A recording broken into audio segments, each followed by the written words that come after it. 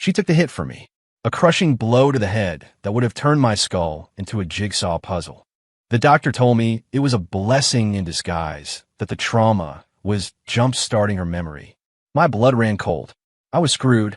She was going to remember that she was a top-tier biological weapon, and I was just a regular guy who'd been lying to her for 3 years.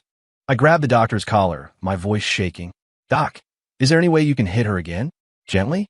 Just enough to make her forget she's remembering." Dr. Evans, a balding man in his late 50s who'd been a top neurosurgeon before the world ended, stared at me like I'd just sprouted a second head. He adjusted the glasses on his nose, a gesture I knew meant he was trying to process an absurdity. "Commander Vance, you need to calm down." How could I be calm? The phantom roar of that mutated hyena was still ringing in my right ear, followed by the sickening, wet crunch of its bones as she'd casually snapped them. It was a sound I'd been hearing, in one form or another, for 3 years. "Dr. Evans, listen to me. Getting her memory back is not a good thing for her," I whispered, practically begging. Her past was rough. Those memories will only cause her pain. It was the only excuse I could think of. Dr. Evans frowned, flipping through the makeshift chart in his hands. "The brain's recovery mechanisms are incredibly complex, Leo. The impact happened to stimulate her hippocampus in just the right way. We can't predict it, and we certainly can't intervene. This is a kind of miracle." I didn't need a miracle. I needed her to stay lost. Because my current status, everything I had, was built on a lie. I had lied to her, to a biological weapon codenamed Cerberus. I told her name was Maya, that she was my partner, that we were members of a special federal task force sent out after the collapse. The truth was, before the world went to hell, I was just a low-level data analyst for Gensys, the corporation they called the Hive. My job was to sit behind bulletproof glass and log her heart rate, her blood pressure, and her various physiological readings as she tore targets apart during experiments. She hated everyone in a white lab coat, and I used to be one of them. "Commander, Dr. Evans's tone turned serious. "We can't do that. Any secondary trauma to the head could cause permanent damage, even death." My hands fell away from his coat. I slumped against the wall of the medical tent. Through the plastic window, I saw her lying there, so still. A bloody bandage was wrapped around her forehead, her short black hair stark against the white pillowcase, making her skin look even paler, even unconscious. The lines of her face were sharp and defined, a severe kind of beauty that transcended gender. For 3 years, that face had belonged to the woman who pulled me back from the brink of death, time and time again. And once her memory returned, it would belong to the woman who would, without a second's hesitation, tear me to pieces first. I took a deep breath. The air smelled of antiseptic and old blood. A gruff voice came from behind me. "Boss, how is she?" It was Big Mike, my second-in-command, and the only person in this godforsaken wasteland I could really talk to. He was holding a mesh bag full of canned food, his face smudged with dirt. "The doc says she might get her memory back," I said, my voice cracking. The rolls of fat on Big Mike's face jiggled. The bag of cans hit the dirt floor with a loud clang. "Get her memory back." His eyes were wide with terror. "Then, what about us?" By us, he meant the 200-odd souls living in Haven. This fragile camp of survivors we'd scraped together from the ruins. And Maya was our guardian angel, and the sword of Damocles hanging over all our heads. "Does she still think you're a man?" Big Mike leaned in, his voice a low rumble. I didn't answer. That was the second lie. To make it more plausible that she'd stick by my side, that she'd protect me above all others, I'd told her we were in love. One lie, spun into 1,000 more over 3 years. I didn't even know what was real anymore. Big Mike's expression was worse than a death sentence. "Boss, we are so screwed. If she remembers, we're all dead." He wasn't wrong. I'd seen her file, stamped across the top in blood-red ink. Project Cerberus. Extremely dangerous. Emotionally unstable. If control is lost, on-site termination is authorized. What would a weapon that even its own creators wanted to terminate do to the zookeeper who'd lied to her for 3 years? I couldn't let my mind go there. "Boss, maybe." Big Mike's eyes glinted with a grim light. "While she's weak." He made a slicing motion across his throat. My stomach churned. Kill her. The thought was so vile it made me want to vomit. I shook my head. No. Why not? Boss, don't be an idiot. When she wakes up, we're the ones who die. Big Mike hissed, grabbing my arm. I said no. I repeated, staring him down. Inside the tent, Maya's eyelashes fluttered. I didn't have time to argue. I shoved Big Mike aside and burst through the tent flap. Leo, you okay? Her first words when she woke up were about me. Her voice was weak, but her dark eyes were as clear as ever. In them, I could see the reflection of my own panicked face. Normally, I would have taken her hand, told her I was fine, and soothed her. But right now, my throat was tight. I couldn't get a single word out. The concern in her eyes slowly turned to confusion. My head hurts. She started to lift a hand to her forehead, but I stopped her. Don't touch it. It's a fresh bandage. I finally managed to say, my voice stiff and unnatural. I'll get the doctor. I practically ran out of the tent. Dr. Evans was in there for a while. When he came out, he said she was stable but needed rest. Any signs of her memory returning? I asked, my heart hammering. Not yet. She still remembers you, remembers Haven, remembers her name is Maya. Dr. Evans paused, but she said she's seeing things. Fuzzy images in her head, like static on an old TV. Can't make anything out. Static. I knew what that was. It was the cold, white laboratory 3 levels underground at the Hive. It was countless injections, electroshocks, and brutal combat simulations. It was the entire history of a monster who had no name, only a code name. Those images would come into focus soon. Dr. Evans, based on his limited experience in our new world, estimated the process would take about a month. 1 month. I was a death row inmate who'd just been granted a 30-day stay of execution. I went back to Maya's bedside. Big Mike had made himself scarce. She was propped up against the headboard, sipping water. She put the cup down when I came in. That man outside, she said calmly. Did he say he wanted to kill me? My heart skipped a beat. Her hearing was superhuman. Even through the tent walls, his hushed voice hadn't escaped her. He was just worried. I explained, the words feeling like ash in my mouth. Worried that when I get my memory back, I'll hurt you all. She tilted her head, looking as innocent as a child asking a deadly serious question. I couldn't answer. My silence was an admission. A small, faint smile touched her lips, but it felt like a needle in my chest. Leo, is that what you think, too? Are you afraid of me? I looked up and met her eyes. There was no murderous intent in them, just a complex emotion I couldn't decipher. It looked like hurt, maybe disappointment. Was I afraid of her? Terrified. For 3 years, I'd had nightmares of her remembering and snapping my neck. And yet, no, I lied. But this time, I said it with absolute conviction. I'm just worried about you. I don't want you to remember all that bad stuff. She stared at me for a few seconds, then nodded. Okay, I believe you. She picked up her water cup again. This time I saw her knuckles turn white as she gripped it. That night, I didn't go back to the small cabin we shared. I crashed on a cot in the command center. I couldn't sleep. My mind kept replaying that day, 3 years ago, the massive explosion that tore through the Hive's reinforced underground structure. Fire and smoke swallowing everything. I was on the lowest rung of the ladder, my office on the periphery, so I got out with my life. I found her in the wreckage. She was sitting on a pile of concrete, her containment suit in tatters, covered in blood. Her eyes were empty. Around her lay the bodies of a dozen elite security guards, all horribly mangled. She was the calm eye of the storm. I thought I was a dead man, but she just looked at me, her expression blank. Who are you? She'd asked. In that instant, a desperate, insane plan formed in my mind. I needed power. I needed to survive in this broken world. And she was the ultimate power.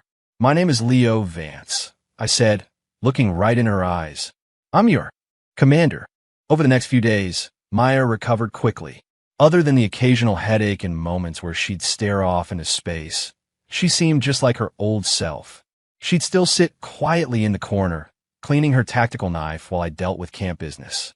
She'd still pick all the meat out of her canned stew and put in my bowl. She'd still curl up next to me at night, like a big cat, and fall into a deep sleep. Everything was the same, but something was quietly shifting beneath the surface. She started asking more questions. Leo, what kind of missions did we use her on? Leo, how did we meet? Leo, why do you always look so worried when you think I'm asleep? I felt like a hack writer, scrambling every day to create a perfect, fictional past for her. I told her we were childhood sweethearts who met at the Federal Special Ops Academy. I told her we'd fought the most savage mutants on the old world's borders together. I told her the first gift I ever gave her was the bullet casing necklace she always wore. In reality, I'd pulled that necklace off a corpse. She listened intently, sometimes smiling, sometimes falling silent. But I could feel it. She didn't completely believe me. She just wasn't calling me out on it. That feeling was worse than any accusation. It was like being slowly sliced to death, knowing the final cut was coming but not when. 20 days left on the doctor's 1-month deadline. Big Mike found me again. "Boss, you have to make a choice." He placed a heavy caliber handgun and a map on my desk. "This is the best piece I could get my hands on. The map shows the safest route out of this sector. Take the gun and go. As far as you can." I stared at the items, saying nothing. "Stop screwing around, Leo. If you stay, you're dead." Big Mike pleaded. "The rest of us will figure something out. But you can't die here. If I leave, what happens to her?" I asked. "Her." Big Mike scoffed. "She's a killing machine. Who cares what happens to her? She gets her memory back. She'll probably be happier, free to kill whoever she wants." "She's not." "Not what? A monster?" He cut me off. "Don't lie to yourself, boss. You know better than anyone how many things, people and mutants, she's killed these past 3 years. She's a machine with no feelings." I shot to my feet and slammed my fist on the table. "She is not a machine." I roared. I could never forget the time we were trapped in a tunnel system, pinned down by a pack of burrowing monstrosities we called diggers. I've been covering a kid, and one of them took a chunk out of my leg. I was immobilized. Everyone thought I was dead meat. But Maya, one woman, one knife, had charged straight into the swarm. When she dragged me out, she was covered in her own blood, a gash in her side, so deep I could see bone.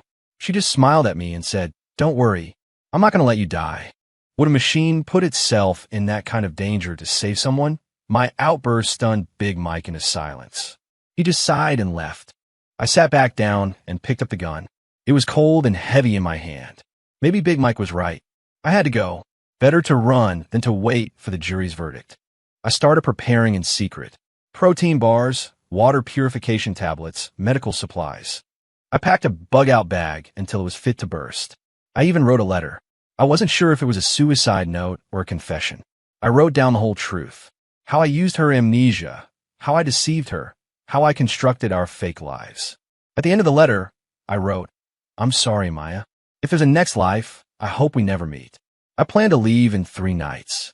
A rare acid rainstorm was forecasted, perfect cover for my escape. Those 3 days were a waking nightmare. I did my best to avoid being alone with Maya, always using work in the command center as an excuse to sleep in my office. She didn't ask why. She just left my meals outside the office door every day. She knew something was up. On the afternoon of my planned escape, I was in my office doing one last check of my pack. The door creaked open. It was Maya. I felt like a thief caught red-handed. I shoved the pack under the desk. "What are you doing?" she asked. "In nothing. Just organizing some files." I couldn't meet her eyes. She walked toward me, step by step. I could hear my own heart pounding in my ears. She didn't look at me. She walked right to my desk and picked something up. It was the letter. My mind went blank. I lunged for it. "Don't read it." She was much faster. She sidestepped my clumsy grab with effortless grace. She held the letter, but didn't open it. "Leo, are you leaving?" she asked, her voice quiet. I saw the bag under your desk." She cut me off. "You're leaving me. You're leaving Haven, aren't you?" I had no words. The air in the room felt thick enough to suffocate me. After what felt like an eternity, she spoke again. "Why?" Her voice was trembling. "Because you're about to remember," I said, giving up, letting it all out.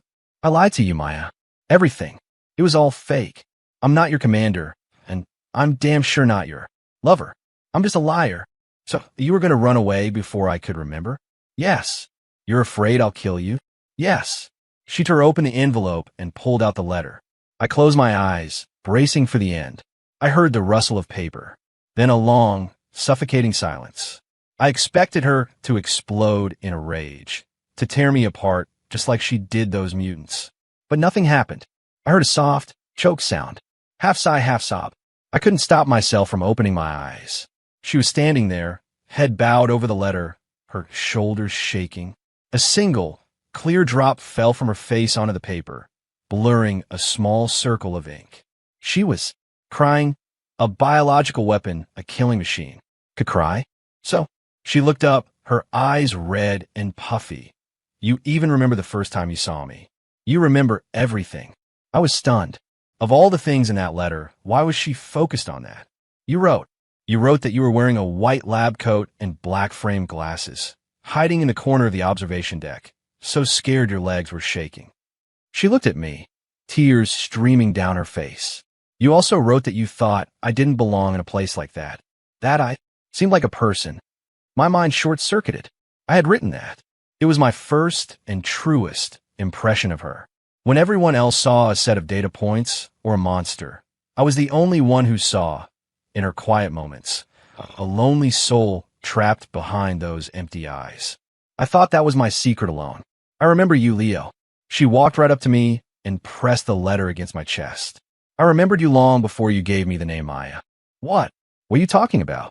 I was completely lost. My memory came back. All of it. 3 days ago.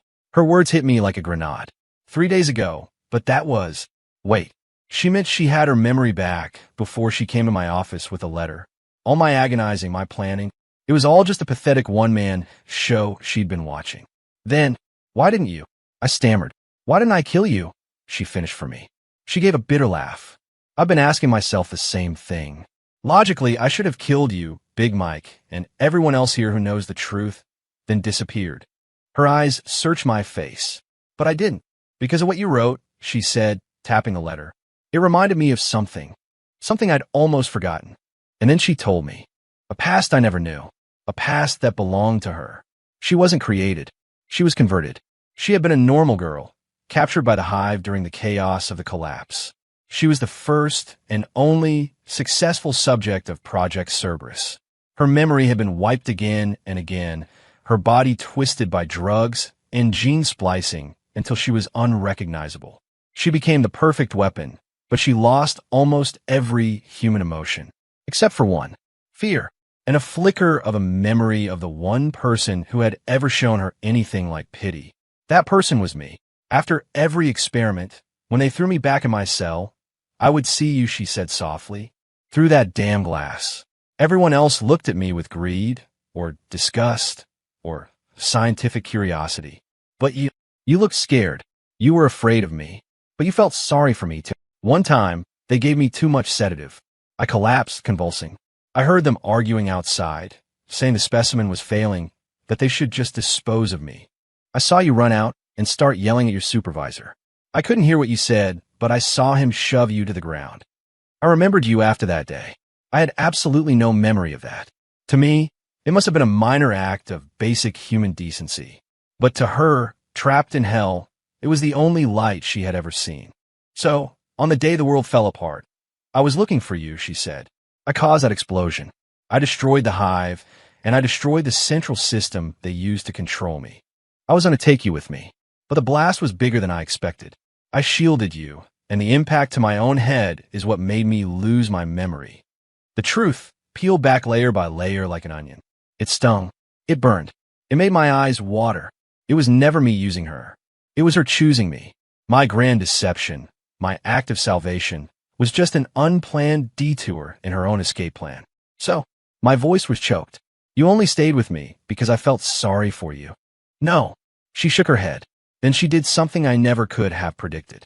She stood on her toes and softly, gently kissed me. It was a light, fleeting kiss, cool, and tasting faintly of the metallic scent that always clung to her. It's because you saw me as a person. Leo, I didn't have a name, a past, or a future. You gave me a name. You gave me a fake past that let me pretend I could live a normal life. These last 3 years, they've been the happiest of my entire life. I don't want to be Cerberus anymore. She looked me right in the eye, her voice firm. I want to be Maya. You're Maya. In the end, I didn't leave.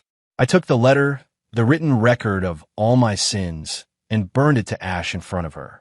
The ash scattered on the wind, a long overdue funeral for a past built on lies.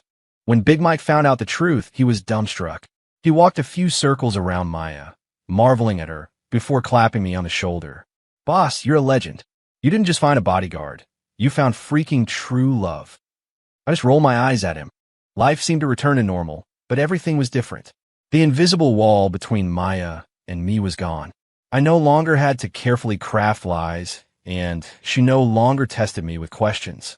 We started acting like a real couple. She'd hold my hand when we walked through the dusty paths of the camp.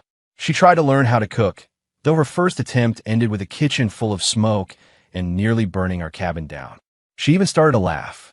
Not the polite, faint smile from before, but a real, genuine laugh that made her eyes crinkle into crescent moons. I discovered she was beautiful when she laughed. The people in Haven noticed the change, too. The old Maya was a drawn sword, beautiful and dangerous, to be admired from a distance. The new Maya, though still a formidable warrior, had lost the icy edge that kept everyone away. She started showing the younger survivors combat techniques and would ruffle the hair of misbehaving kids with a look of fond exasperation. She was becoming more and more human, and I was finally free from 3 years of crushing guilt. The nightmare stopped. The constant fear ebbed away. I started to truly invest myself in building Haven. We expanded the gardens, repaired the water purifier, and even started a small school. Everything was heading in the right direction.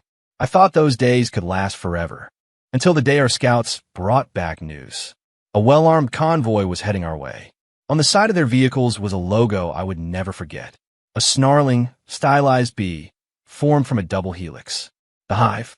They weren't destroyed after all, and they were coming for their property. The alarm blared through Haven. Everyone scrambled, reinforcing barricades, distributing weapons and ammunition. The air was thick with a tension we hadn't felt in years. I stood on the watchtower, looking through binoculars at the plume of dust rising from the horizon. The convoy grew closer. I could make out the soldiers armed to the teeth and the menacing armored vehicles behind them. How many? Maya's voice was right beside me. She had changed into black combat gear, a long, narrow tactical blade in her hand. Her eyes were chips of ice. Cerberus was back. Over 100, I guess.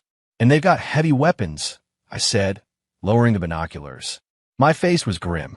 We have less than 50 fighters and mostly small arms. It wasn't a fair fight. It was a slaughter. Scared? She asked. I shook my head, taking her cold hand in mine. I used to be. Not anymore. What I feared was her judgment. These bastards? They were just a problem to be solved. You stay here. I'll go meet them, Maya said, preparing to leap from the tower. I grabbed her arm. No, you're not going alone. Leo, have you forgotten who I am? She looked back at me. Handling these guys? I'm all it takes. I haven't forgotten, I said, looking straight into her eyes. But I'm done watching you fight alone. Before, I didn't have a choice. Now, I want to stand with you. She froze. I pulled the heavy handgun Big Mike had given me from my hip and checked the magazine. Maya, listen to me, I said, taking a deep breath. You're not a weapon anymore. You're the guardian of Haven. You're my partner. And protecting our home isn't just your job. If we're going to die here today, then I'm dying right before you do. I saw her eyes turn red again, but she didn't cry. She just gave me a fierce nod and squeezed my hand. Okay, together. The hive convoy stopped about a half-mile from the camp. A man in a tailored suit, his hair slicked back, stepped out under the protection of a squad of soldiers, holding a bullhorn. Attention, occupants! His amplified voice boomed across the wasteland. We are from the Omnicorp Security Division, here to execute an asset recovery protocol. We wish to avoid conflict. Surrender Project Cerberus, and we can guarantee your safety. We will even provide you with shelter and supplies. Behind Haven's defensive wall, there was dead silence. Everyone looked to me, waiting. I picked up our radio handset, my voice steady and clear. There's no Project Cerberus here. Only a woman named Maya. She's our family.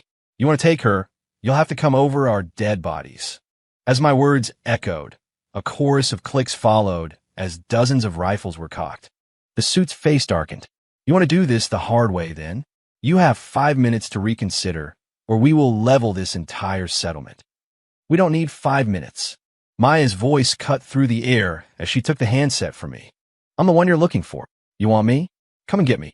Her voice wasn't loud, but it carried an authority that could shatter mountains.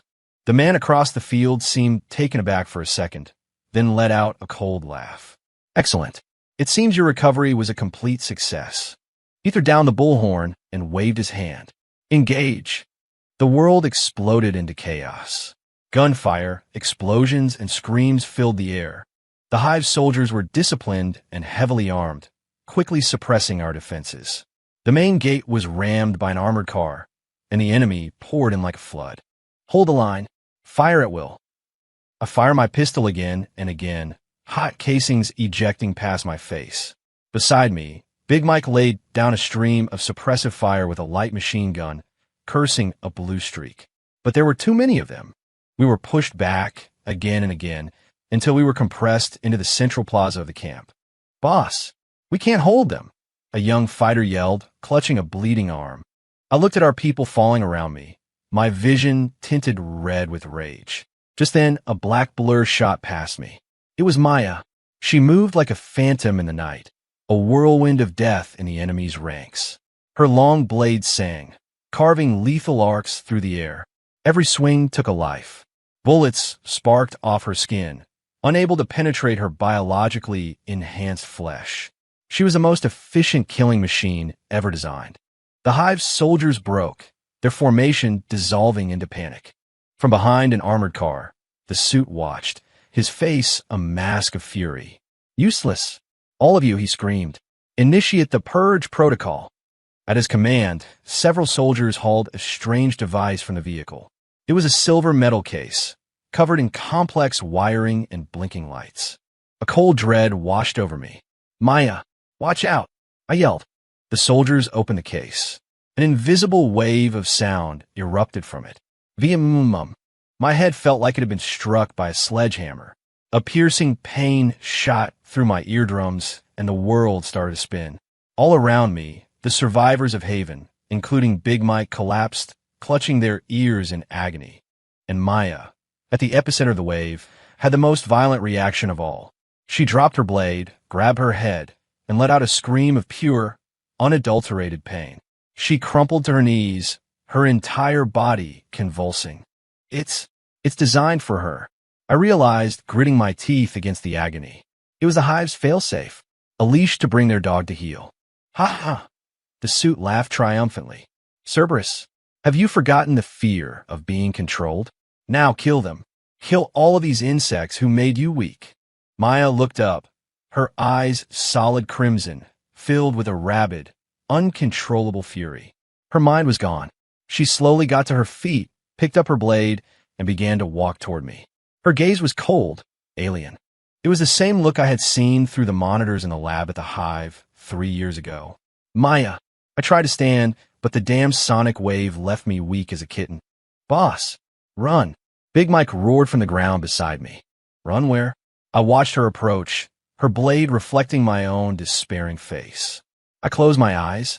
Maybe this was my fate, to die by her hand. In a way, it was a kind of release. But the pain I expected never came. I heard a metallic clatter. I opened my eyes. Maya had dropped her sword. She was clawing at her own throat, her nails digging into her flesh.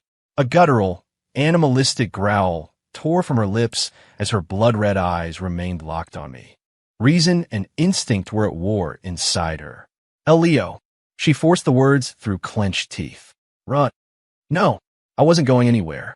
Watching her torture herself, my heart felt like it was being crushed in a fist. Using every ounce of strength I had, I climbed to my feet and walked toward her. Boss, are you insane? Big Mike screamed. I ignored him. I walked right up to Maya, and under her murderous gaze, I reached out and gently wrapped my arms around her. It's okay, Maya. I whispered in her ear. I'm here. I'm not leaving you alone again. I felt her trembling body slowly, gradually relax in my arms. The crimson began to recede from her eyes. Purge protocol failure. How is that possible? The suit shrieked from across the plaza. Just then, a bullet tore through the air. A sharp, searing pain exploded in my back. My body jerked. I looked down and saw a flower of red blooming on my chest. The suit had shot me. My vision started to blur. I used my last ounce of strength to hold her tighter. Live, I collapsed in her arms. In the last moment before darkness took me, I heard a roar of such infinite rage and grief it seemed to come from the depths of hell itself. The world turned red. I thought I was dead, but when I opened my eyes again, I was staring at the familiar wooden ceiling of our cabin. Sunlight streamed through the window, warm on my face.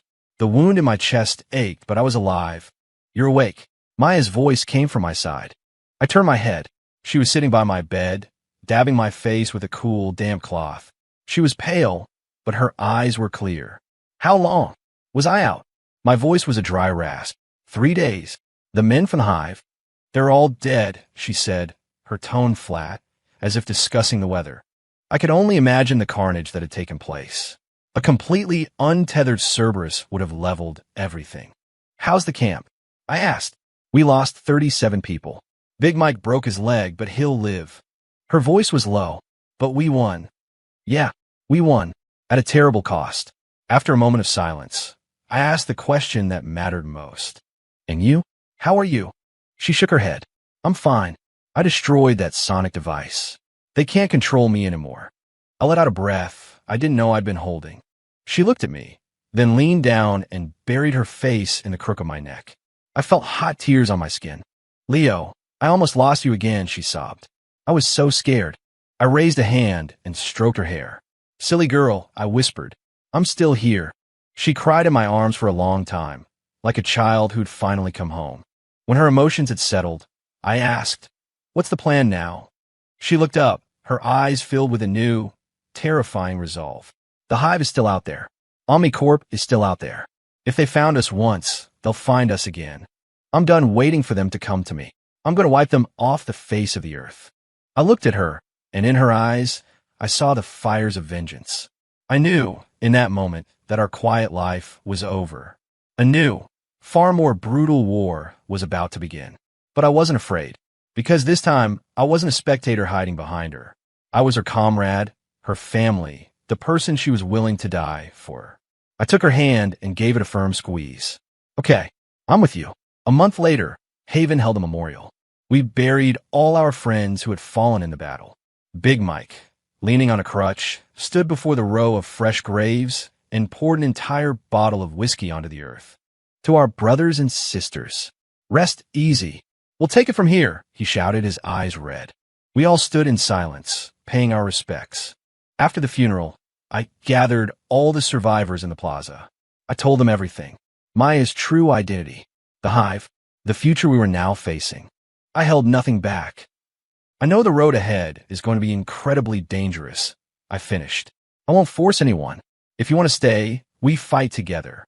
If you want to leave, you can go now. We'll give you enough supplies to make it to another settlement safely." I finished speaking and looked out at the crowd, waiting for their decision.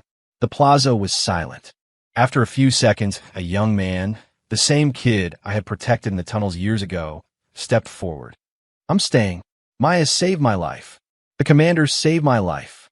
Haven is my home, and if anyone tries to destroy my home, I'll fight them to my last breath."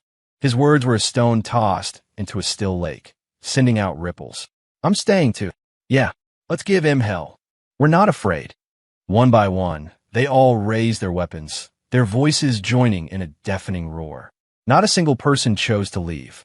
I looked at the determined faces before me, my eyes growing misty. I turned to Maya, who was standing beside me. She was looking at me, a soft, gentle smile on her face. In the glow of the setting sun, her smile was more beautiful than any sunrise I had ever seen.